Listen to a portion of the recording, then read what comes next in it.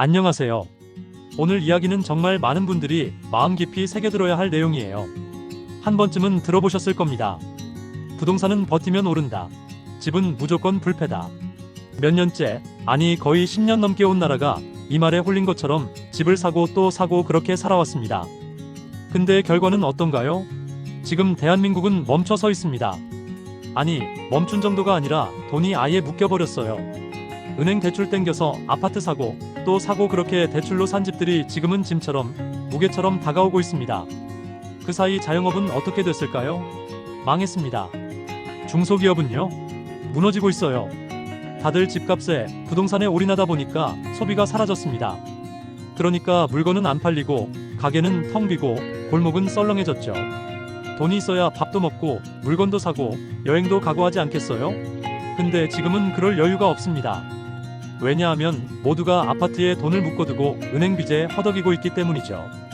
결국엔 쓸 돈이 없으니까 소비가 없어지고 경제는 돌지 않고 그렇게 거짓과 환상이 만든 부동산 거품이 지금 무너질 준비를 하고 있는 겁니다. 지금 건설사 줄줄이 무너지고 있는 거 뉴스 보셨죠? 경매는 폭탄처럼 터지고 있고 구조조정이라는 말도 이제 낯설지 않게 됐습니다. 그래서 오늘은요, 이 거짓의 끝에서 무너지고 있는 부동산 거품의 민낯을 하나하나 살펴보려고 합니다. 자, 지금 이 상황에서 집을 살 수 있는 사람이 있을까요? 거의 없습니다. 실제로 2025년 1월 기준으로 신용카드 연체율이 3.5%까지 치솟았어요. 이건 무려 20년 만에 가장 높은 수치입니다. 그 말은 뭐냐? 그만큼 많은 사람들이 지금 빚을 갚지 못하고 있다는 뜻이에요. 그리고 그 빚의 상당수가 바로 카드론, 즉 고금리 단기 대출이에요. 요즘 카드론 금리가 연 14%에서 18% 정도 됩니다. 엄청난 이자죠. 그런데 그걸로 돌려막으면서 버티고 있는 분들이 정말 많아요. 이 연체율이라는 건 단순한 숫자가 아닙니다. 지금 이 나라의 경제 중심인 서민, 중산층이 무너지고 있다는 신호예요.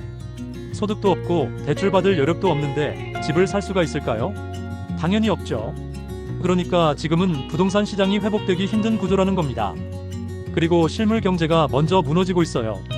부동산은 마지막까지 버틴다고들 하지만 그마저도 무너지게 되어 있습니다. 지금 제조업에서 일자리가 무더기로 사라지고 있습니다. 제조업, 나라 경제의 기둥이라고 할 수 있는 이 분야에서 11만 명이 줄었고 건설업에서도 18만 5천 명이 줄었습니다. 코로나 이후로 가장 큰 폭의 감소이고요. 지금 이 상황은 IMF 시절을 떠올리게 할 정도로 심각합니다. 게다가 이게 아직 끝이 아니에요. 미국의 관세 충격, 아직 시작도 안 했습니다. 이게 시작되면 더 무서운 일이 벌어질 수 있다는 거죠. 그런데도 정부는 어디에 집중하고 있느냐? 또 부동산입니다. 2025년에만 정책 대출 60조 원을 풀겠다고 합니다. 전세자금 대출, 보금자리론, 디딤돌 대출 이름만 다르고 결국 다 부동산 관련이에요. 이게 처음이냐? 아니죠. 2023년엔 50조, 2024년엔 26조, 그리고 올해 60조 다 합치면 130조 넘는 돈이 부동산에 투입됐습니다. 그 돈을 만약에 AI, 반도체, 미래산업에 썼다면요? 지금처럼 나라 경제가 이렇게 휘청거리지 않았을 겁니다. 그런데 왜 자꾸 부동산만 바라보는 걸까요? 지금 집값 때문에 많은 국민들이 고통받고 있는데 대출 풀어서 또 집 사라고 유혹하고 있는 거예요. 문제는요, 아무리 대출을 풀어도 이제는 집을 사는 게 인생 망치는 일이라는 걸 많은 분들이 알고 있다는 겁니다. 서울에서 중위소득 가구가 집을 사면요, 소득의 40% 이상을 원리금 상환에 써야 한답니다. 그게 말이 되나요? 주택 구입 자체가 지금 서민들에게는 위험한 선택이 된 겁니다. 게다가 서울만이 아니라 세종, 경기, 제주 같은 주요 지역도 다 마찬가지입니다. 그리고 금리가 떨어지느냐? 그것도 불확실합니다. 트럼프가 또 관세 폭탄 얘기하니까 미국 국채 금리가 급등했어요. 미국 국채 금리는 전 세계 시장 금리를 대표하는 기준입니다. 이게 오른다는 건 대출 금리도 오른다는 말이에요. 그래서 금리 인하도 어렵다는 겁니다. 영국의 이코노미스트에 따르면 트럼프의 관세는 단기 충격이 아니라 장기적인 인플레이션을 부를 수 있다고 했습니다. 그러면 물가는 오르고 연준은 금리를 또 올려야 할 수도 있다는 거죠.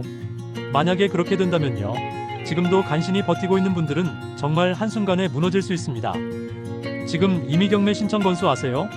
2024년에만 무려 13만 건을 넘겼습니다. 2년 전엔 6만 수준이었는데요, 2배 넘게 증가했습니다. 2023년부터 경매 건수가 급증하고 있어요.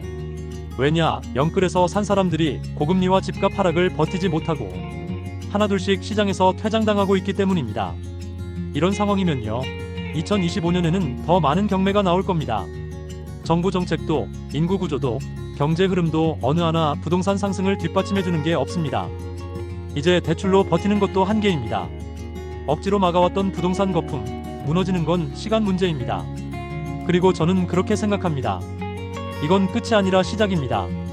부동산 정상화가 이제 막 시작되는 거예요. 이제는 냉정하게 현실을 보셔야 합니다.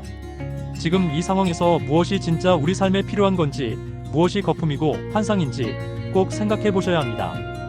좋아요, 구독, 알림 설정 부탁드립니다.